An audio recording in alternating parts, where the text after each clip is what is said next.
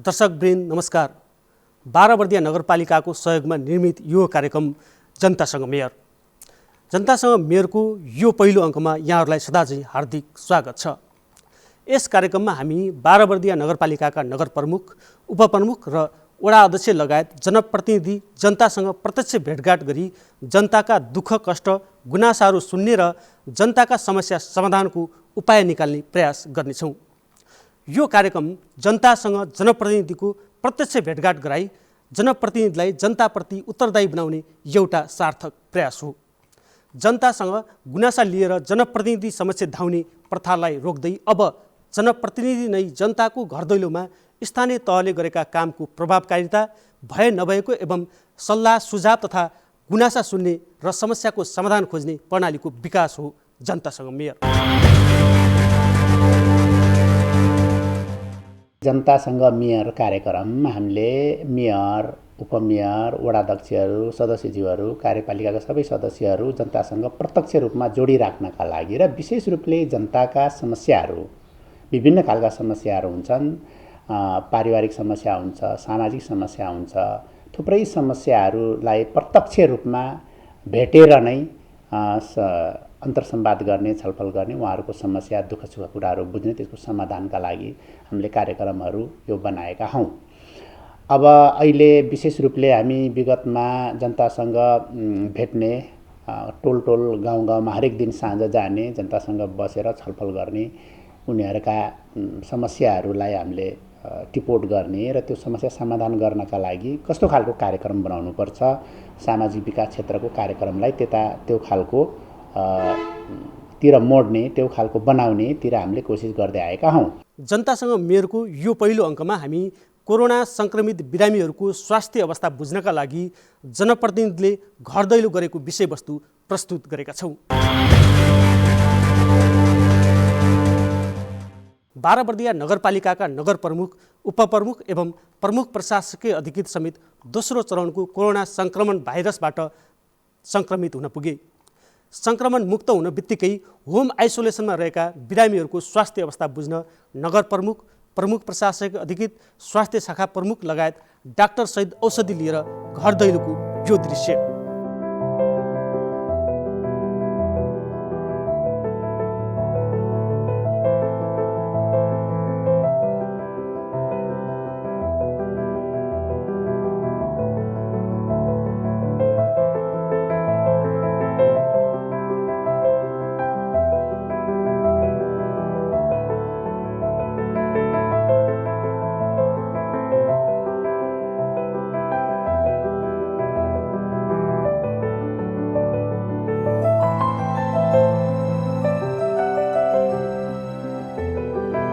झोलिलो बढी खानु होला, त्यति झोलिलो मात्रामा अलि बढी।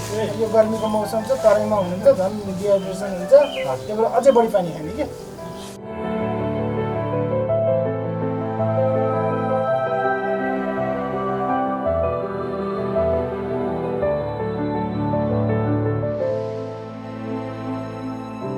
खुसी लाग्यो। अब यहाँ आएर हेर्नुभयो, सबै चिज बुझ्नुभयो, उहाँहरूले आएर हेरदेख गर्नुभयो, खुसी लाग्यो मलाई।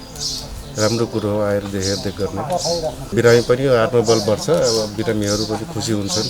डाक्टर साहबहरू आएर हेरिदिनु भयो, हामीलाई घरमै आएर हेरिदिनु भयो, त्यसको लागि औषधि पनि दिनुभयो, उनीहरूले पनि खुसी भए, आत्मबल उनीहरूको पनि बढ्छ।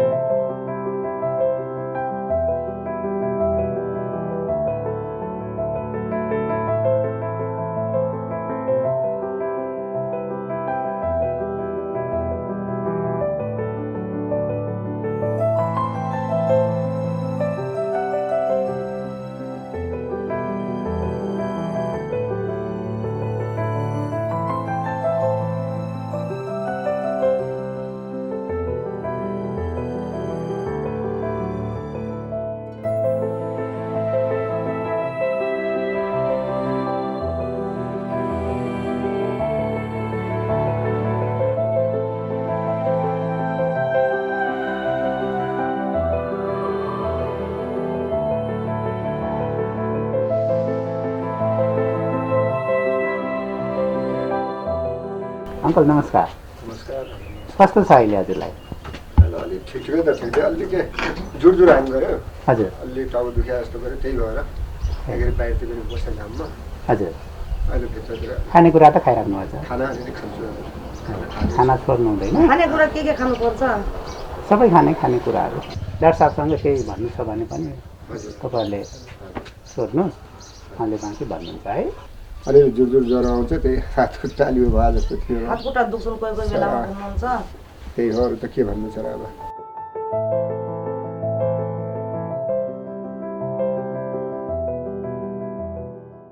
नमस्ते। अब तपाईँहरू अब कोभिड लागिसकेको हुनुहुन्छ, घरमै बसिराख्नु भएको छ होइन?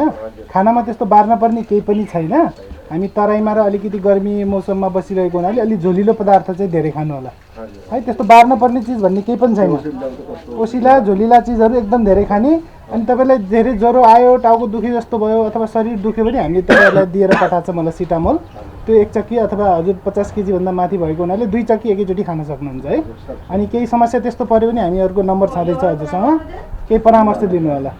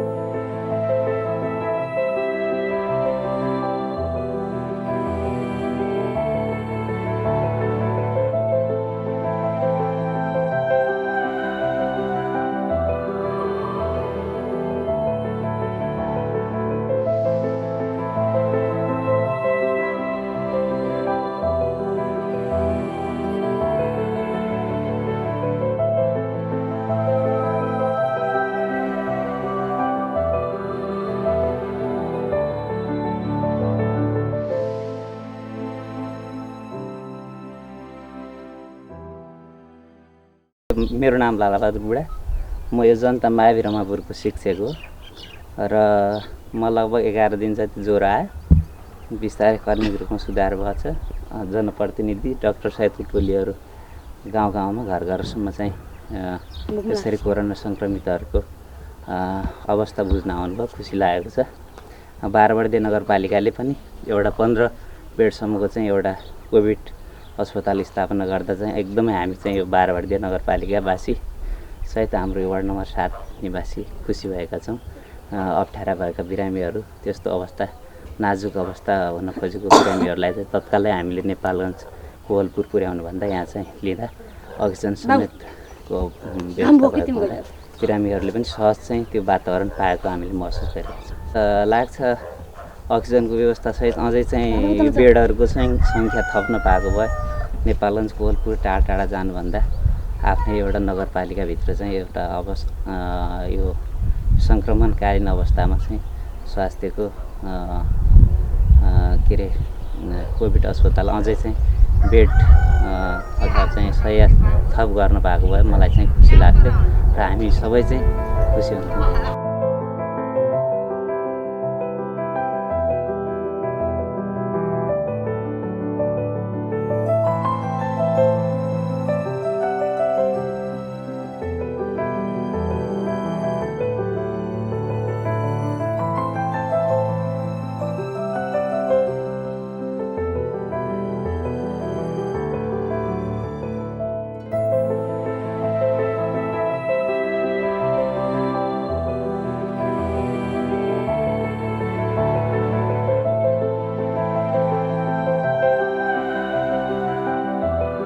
हजुरले चेकअप गरेको दिन चाहिँ कहिले हो?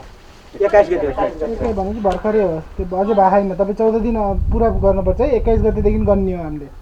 तपाईँ पहिला बिरामी भएसँग सरोकार भएन कि हजुरले टेस्ट गरेर पोजिटिभ आएको दिनदेखि 14 दिन हजुर बस्नुपर्छ।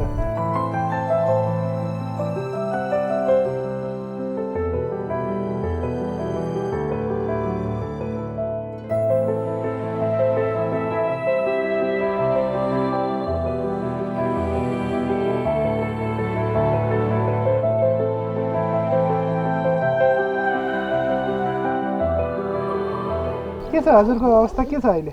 अहिले चाहिँ ठिकै छ, हल्का हल्का टाउको दुखिरहेको, पानीको कमी भएर हुन्छ। पानी एकदमै यो गर्मी मौसम पनि सुरु भइसकेको छ, पानी चाहिँ एकदमै कम हुन्छ। जति सकिन्छ धेरै जीवनजल छ होला नि घरमा? छ जीवनजल, दिनको 2टा जति जीवनजल सक्नु होला। पखाला लाउँछ त धेरै जीवनजल खायो। फेरि कसले भन्यो यस्तो कुराहरू? यो गाउँघरको नचाहिने हल्ला मात्रै हो यो। तपाईँ सकेसम्म दिनको 2टा जीवनजल चाहिँ सक्नु नै। त्यो गाउँघरको यताउतिको पखाला लाग्ने भन्ने विश्वास नगर्ने। एकदमै पानी धेरै टाउको दुख्यो भने सिटामोलसम्म चाहिँ खान सक्नुहुन्छ हजुरले है। स्वास्थ्यकर्मीको फोन नम्बरहरू होला हजुरसँग? हो, उहाँलाई फोन गर्ने, सम्पर्क गर्ने, सुझाव लिने। बाबुले फोन गरेर बेला बेला मलाई यताउति यस्तो गर्नु पर्यो, यस्तो गर्नु भनेर। हो, धेरै राम्रो। तर यो जीवनजल खाएर डायरिया हुन्छ जस्तो भन्ने हल्लामा चाहिँ नफैलिनु होला है। आफ्नो ख्याल राख्ने, 14 दिन मजाले घरमा आइसोलेटेड भएर बस्ने, छुट्टै बस्ने, अनि सङ्क्रमित नभएकोहरूसँग कन्ट्याक्टमा नआउने। 14 दिन पार भएपछि चाहिँ नि हाम्रो अस्पतालमा आएर डिस्चार्ज कागज लिएर जाने है। हजुर आउनुपर्छ? डिस्चार्ज कागज त लिनु पऱ्यो त हजुर, गाउँघरमा जानु परेन फेरि? एक्चुअली घरबाट बाहिर निस्किनलाई चाहिँ हजुरले डिस्चार्ज भएको कागज लिनुपर्छ। त्यो खाने लगभग 2टा, दिनको 2टा चाहिँ सक्नु होला।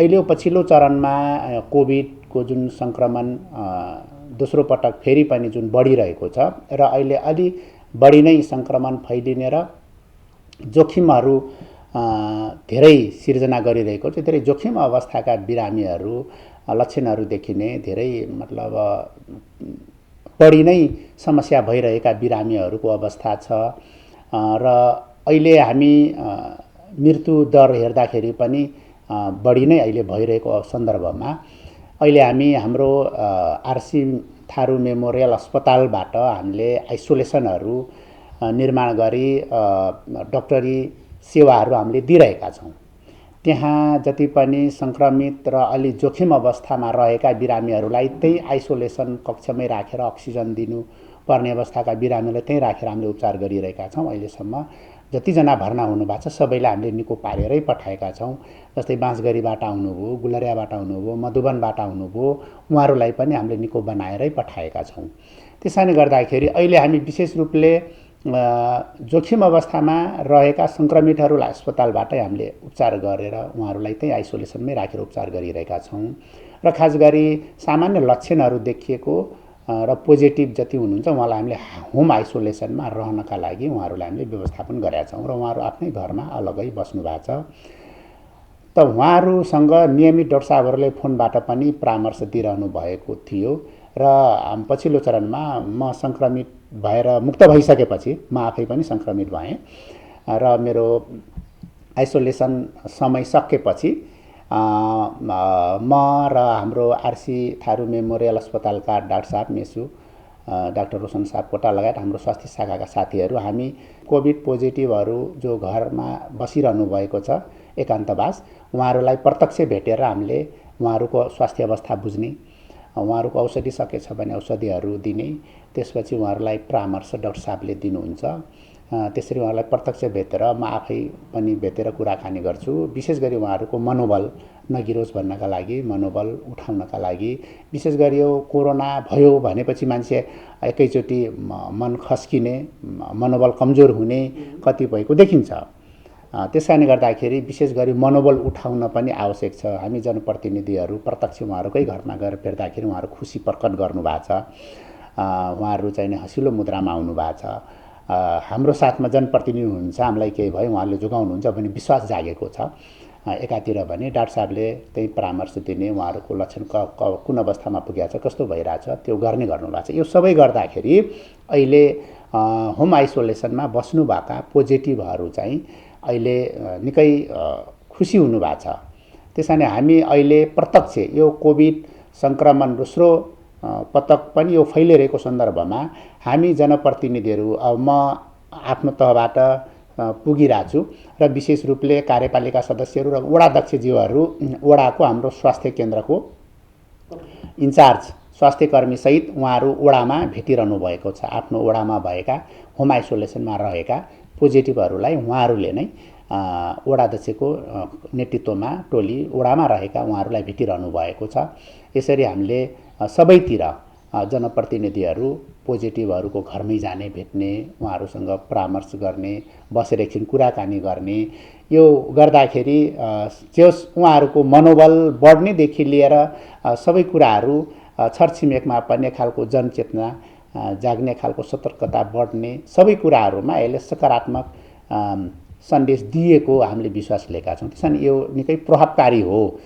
पोजिटिभ बिरामीको घरमै डाक्टरसहित गएर भेट्दा स्वभावैले उहाँहरू खुसी हुनुभएको छ।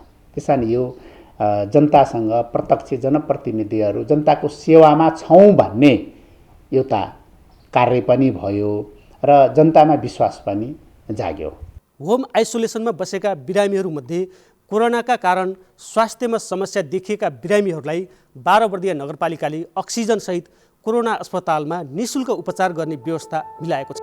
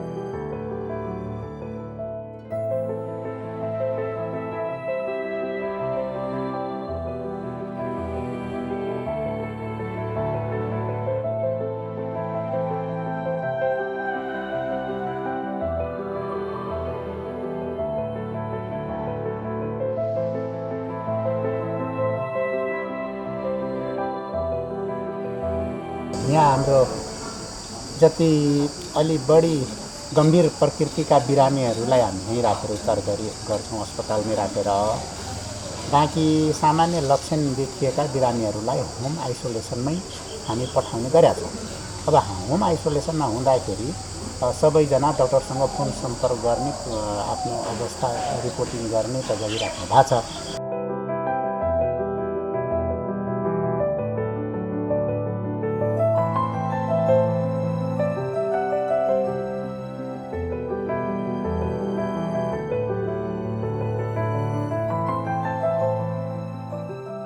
बिरामी र बिरामीका क्रुवालाई खानपिनको समेत व्यवस्था गरिएको छ 12 बर्दिया नगरपालिकामा।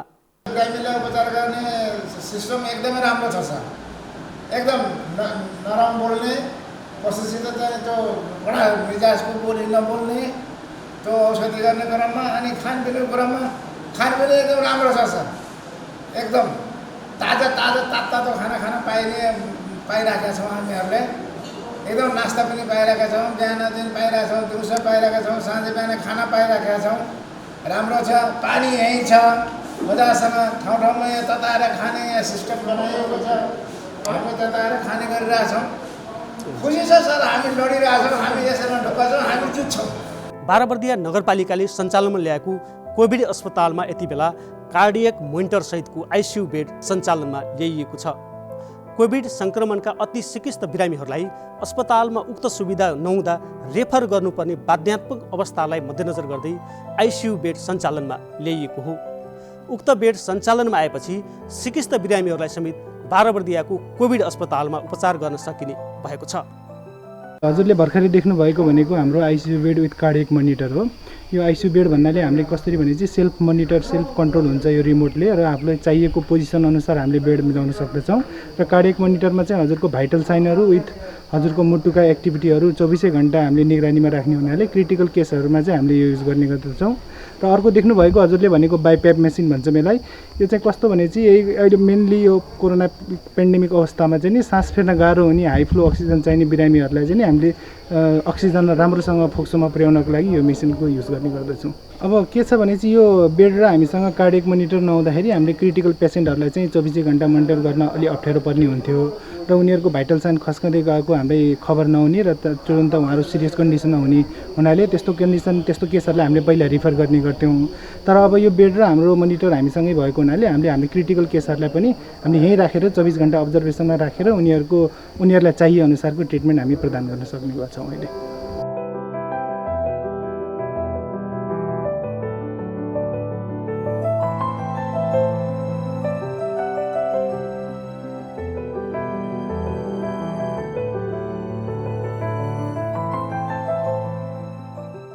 जनतासँग मेयर कार्यक्रम अन्तर्गत कोभिड सङ्क्रमित बिरामीहरू भेट्दै घर दैलो कार्यक्रम आम नागरिकहरूको जीवन रक्षाका लागि एउटा प्रयास गरिएको प्रमुख प्रशासकीय अधिकृत दशरथ बुढा बताउनुहुन्छ। उहाँका अनुसार घर दैलो कार्यक्रमले बिरामीहरूको आत्मबल बढाउने एउटा सार्थक प्रयास मात्र नभई गाउँघरमा कोभिडबारे जनचेतना जगाउने अर्को प्रयास हो। यो कोभिड-19लाई हामीले चाहिँ एउटा यसको चेन ब्रेक गर्ने नै हो र तपाईँको चाहिँ खास गरी चाहिँ कोभिडबाट प्रभावित बिरामीहरूको जीवन रक्षा गर्ने र यसको चाहिँ जुन चाहिँ सङ्क्रमणको दर जुन बढिराखेको छ यसलाई चाहिँ निस्तेज नै बनाउनु नै हो। त्यसो भएको हुनाले यो चाहिँ हाम्रो नगरपालिकाले जुन चाहिँ गरिराखेको छ यो हामी नियमित रूपमा हामी गरिरहेको छौँ। जबसम्म यो चाहिँ हाम्रो कोभिडको चाहिँ भनौँ न कोभिडलाई हामीले चाहिँ एउटा नर्मल कन्डिसनमा नफर्केसम्मको लागि हामी निरन्तर यसलाई जारी नै राख्छौँ। यसका साथसाथै हाम्रो चाहिँ जुन चाहिँ बारबर्दिया नगरपालिकाले सञ्चालन गरेको आरसी थारू नगर अस्पतालमा समेत चाहिँ तपाईँको बिरामीहरूको दिनदिनै तपाईँको भनौँ न एन्टिजेन किटहरू परीक्षण गर्ने, त्यस्तै गरी स्वाब कलेक्सन गरेर स्वाब परीक्षण गर्ने र तपाईँको कोभिडको बिरामीहरू पत्ता लगाउने र यदि चाहिँ क्रिटिकल कन्डिसन रहेको अवस्था छ भने त्यसलाई चाहिँ हामीले चाहिँ हस्पिटलमै चाहिँ तपाईँको भर्ना गर्ने र उपचार गरिराखेका छौँ र हाम्रो स्वास्थ्य कर्मीहरूको टिम चाहिँ एकदम उच्च मनोबलका साथ चाहिँ काम गरिराख्नु भएको छ। त्यसो भएको हुनाले यो हामीले बारबर्दिया नगरपालिका क्षेत्रभित्र रहेका आम जनताको चाहिँ तपाईँको जीवन रक्षाको लागि हैन जुन चाहिँ हामीले यो काम गरिराखेका छौँ यसको मेन उद्देश्य भनेको नै नगरवासीहरू यो कोभिडका कारणले गर्दाखेरि कुनै पनि हालतमा भनौँ उहाँहरूले कोभिडकै कारणले गर्दाखेरि जीवन गुमाउन नपरोस् र स्वस्थ एउटा चाहिँ तपाईँको नागरिक तयार गर्ने भनौँ न र तपाईँको चाहिँ उपचारलाई हामीले भनौँ एकदमै चाहिँ सघन ढङ्गले गर्ने र यसलाई कोभिडलाई समयमै हामीले चाहिँ निराकरण गर्ने हो। कतिको चुनौती छ यो कोभिड व्यवस्थापन? कोभिडको व्यवस्थापनको चुनौती त एकदमै चाहिँ ठुलो एकदम कठिन परिस्थिति पनि छँदैछ। चुनौती एकदम ठुलो छ। यो खास गरी चाहिँ यो भाइरस जुन चाहिँ अहिले दोस्रो लहरको जुन चाहिँ चलिराखेको छ यो हाम्रो चाहिँ यो हाम्रो नगरपालिका करिब भनौँ न इन्डियासँग नजिकै पर्ने नगरपालिका मध्येमा पनि पर्छ, ताकि बाँकी र बर्दिया भनेको त इन्डियासँग जोडिएको जिल्लाहरू पर्यो। त्यो भावनाले इन्डिया जाने र इन्डियाबाट आउने मान्छेहरूको चाहिँ ठुलो यहाँ चाहिँ लहर छ। त्यसो भएको हुनाले यो सङ्क्रमण अहिले घर घर दैलो भनौँ न एकदम चाहिँ समाजमा छिरिसकेको अवस्था छ।